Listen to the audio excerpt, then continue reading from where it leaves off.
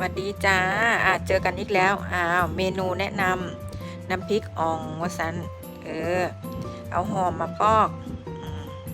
หอมแดงเด้อแล้วก็หั่นจนเบิดถ้วยหั่นละแล้วก็มะเขือเทศทีเนี้ยมะเขือเทศก็หั่นเป็นลูกเต๋าแล้วก็พริกแห้งลงไปแล้วก็พริกสดลงไปแล้วก็กระเทียมใส่ไปหลายๆรสแล้วก็กะปิแล้วก็น้ำมันลงไปพอเดือดแล้วก็ใส่หอมแล้วก็คนแล้วก็มะพริกที่ตำเอาไว้แล้วก็มะเขือเทศแล้วก็มะขามเปียกผงนัวแล้วก็น้ำตาลแล้วก็ผงปรุงรสแล้วก็มะขามแล้วก็น้ำแล้วก็หมูสับลงไปซึ่งไม่เฮ็ดลายอยู่ได้นี่